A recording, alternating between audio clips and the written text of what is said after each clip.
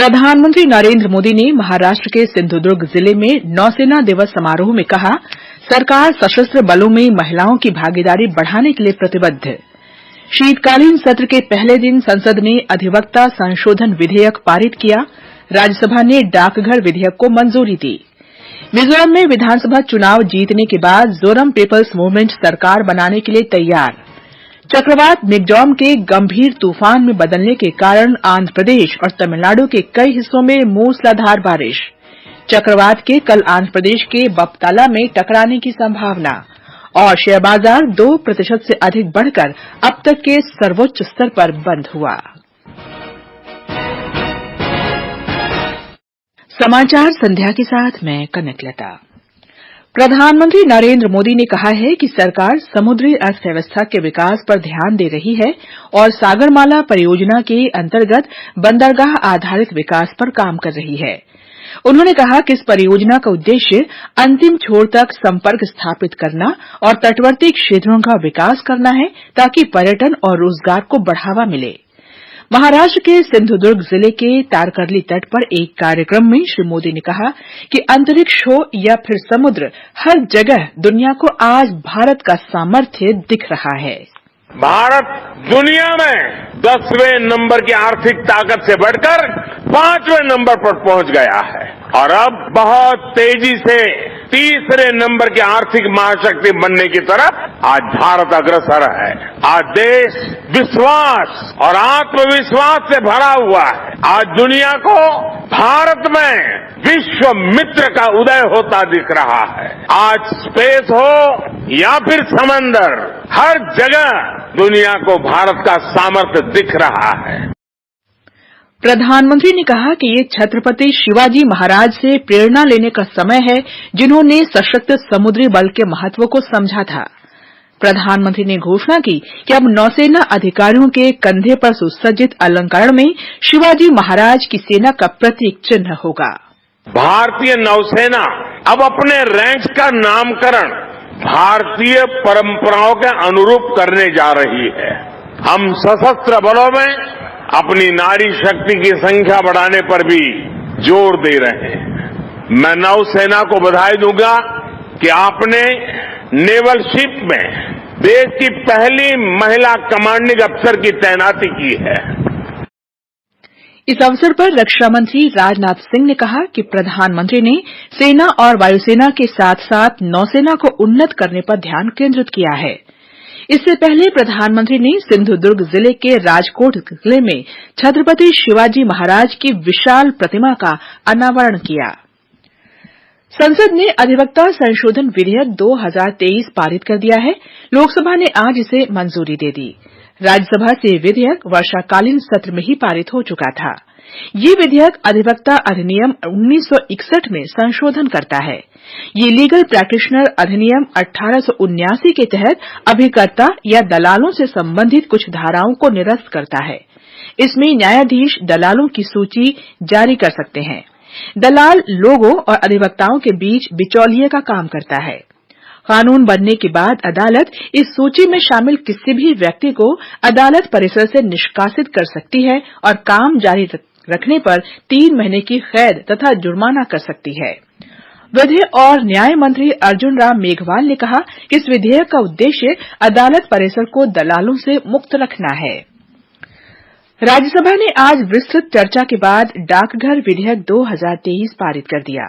ये विधेयक भारतीय डाकघर अधिनियम 1898 का स्थान लेगा। विधेयक के प्रावधानों के अनुसार सरकार सुरक्षा सहित विशेष कारणों से डाक से भेजी गई किसी भी सामग्री को जांच के लिए रोक सकती है। संचार मंत्री अश्विनी वैष्णव ने कहा कि विधेयक देश में डाक सेवा नेटवर्क का विस्तार करने के उद्देश्य से लाया गया है।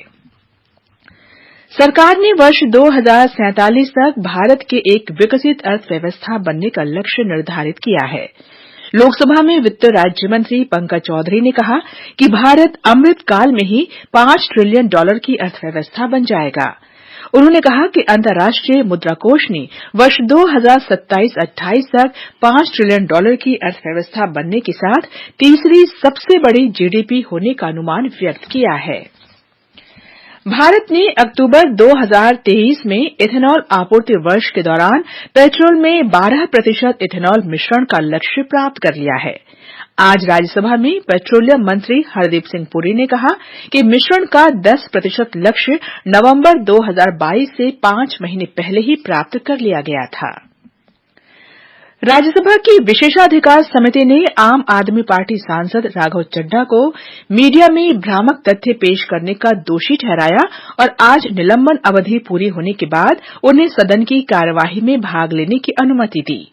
समिति ने कहा कि पिछले 3 महीने से अधिक समय से अब तक उनका निलंबन पर्याप्त सजा है और इसलिए वो अब सदन की कार्यवाही में भाग ले सकते हैं। इस बीच संसद के शीतकालीन सत्र के पहले दिन राज्यसभा और लोकसभा की कार्यवाही कल तक के लिए स्थगित कर दी गई है। लोकसभा की कार्यवाही विपक्षी सदस्यों के हंगामे के कारण दिन में कई बार स्थगित करनी पड़ी। ये समाचार हमारी वेबसाइट newsonair.com/हिंदी और हमारे mobile app news on AIR पर भी उपलब्ध हैं। मिजोरम में जोरम पीपल्स मूवमेंट ZPM ने कहा है कि वो नवनिर्वाचित विधायकों और वरिष्ठ पार्टी नेताओं के साथ बैठक के बाद सरकार बनाने का दावा पेश करेगा। पार्टी के कार्यवाहक अध्यक्ष के सपदांगा ने कहा कि बैठक कल होगी और पार्टी नेता लाल दुहोमा नवनिर्वाचित विधायकों से मिलेंगे।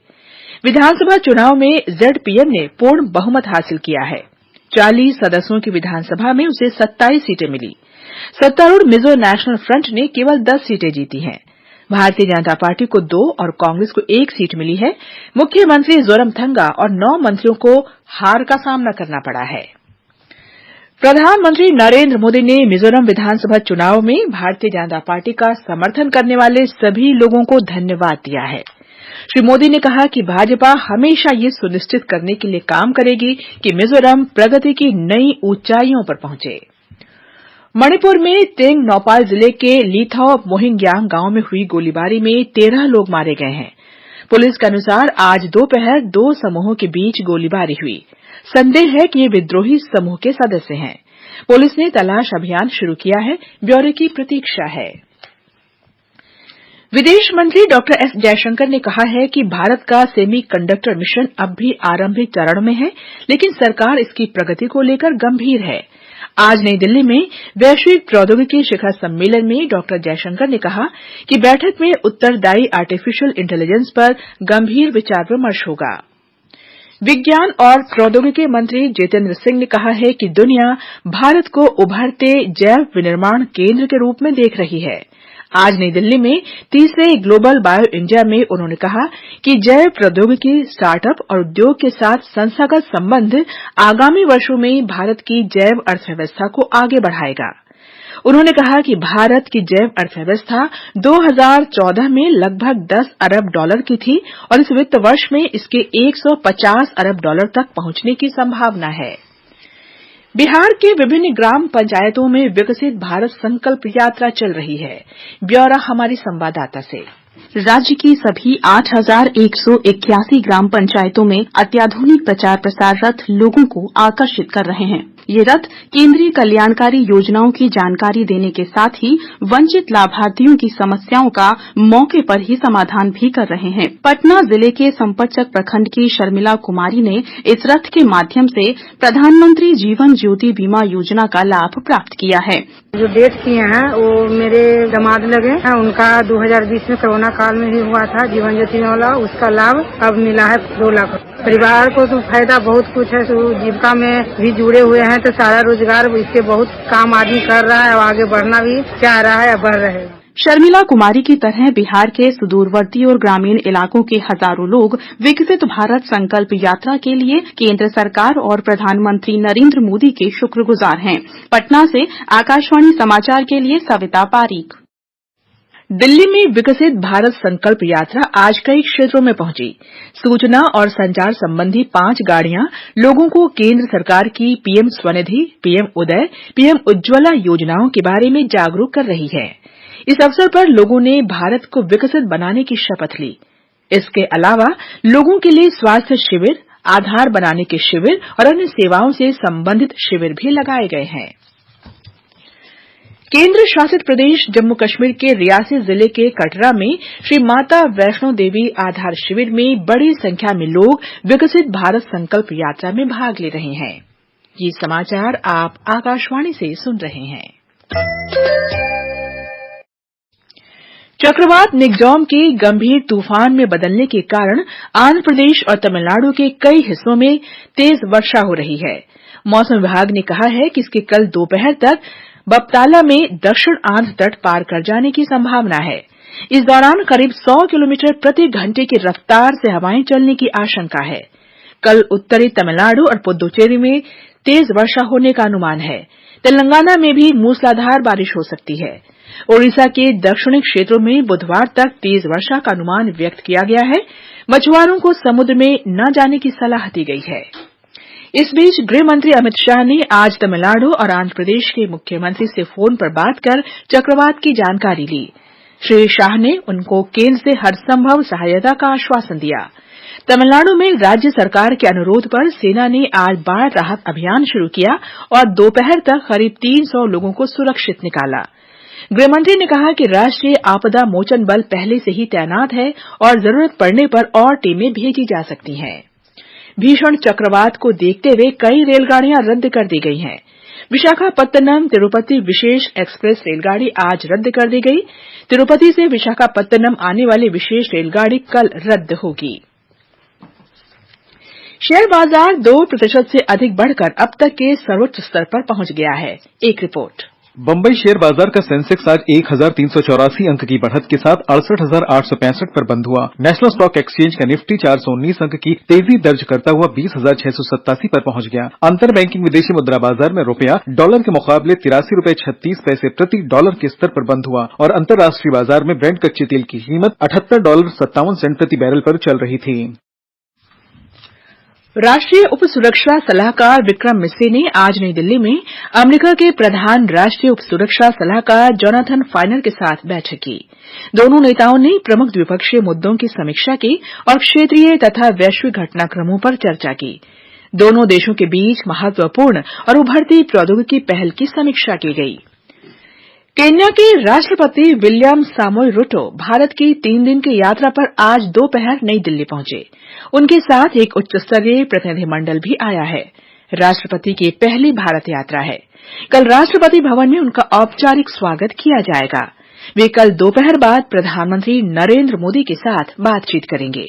शाम को वे राष्ट्रपति द्रौपदी मुर्मू से मुलाकात करेंगे। इस यात्रा से दोनों देशों के बीच द्विपक्षीय संबंध मजबूत होंगे। आर्मेनिया एशियाई जूनियर मुक्केबाजी चैंपियनशिप में भारत ने आज अंतिम दिन 3 स्वर्ण और 3 रजत पदक हासिल कर लिए हैं। आकांक्षा ने 70 किलोग्राम भार वर्ग, परी ने 48 किलोग्राम भार वर्ग में और निशा ने 52 किलोग्राम भार वर्ग में स्वर्ण पदक हासिल किया। विनय ने 52 किलोग्राम भार वर्ग में और सृष्टि साठे 63 किलोग्राम भार वर्ग में रजत पदक हासिल की। वहीं जतिन ने 54 किलोग्राम भार वर्ग में रजत पदक जीता। अंत में मुख्य समाचार एक बार फिर। प्रधानमंत्री नरेंद्र मोदी ने महाराष्ट्र के सिंधुदुर्ग जिले में नौसेना दिवस समारोह में कहा, सरकार सशस्त्र बलों में महिलाओं की भागीदारी बढ़ाने के लिए प्रतिबद्ध। शीतकालीन सत्र के पहले दिन संसद ने अधिवक्ता संशोधन विधेयक पारित किया। राज्यसभा ने डाकघर विधेयक को मंजूरी दी। मिजोरम में विधानसभा चुनाव जीतने के बाद जोरम पीपल्स मूवमेंट सरकार बनाने के लिए तैयार। चक्रवात निग्जॉम के गंभीर तूफान में बदलने के कारण आंध्र प्रदेश और तमिलनाडु के कई हिस्सों में मूसलाधार बारिश। चक्रवात के कल आंध्र प्रदेश के बप्ताला जिले में टकराने की संभावना। और शेयर बाजार 2% से अधिक बढ़कर अब तक के सर्वोच्च स्तर पर बंद हुआ। इसके साथ ही समाचार संध्या का ये अंक समाप्त हुआ। नमस्कार।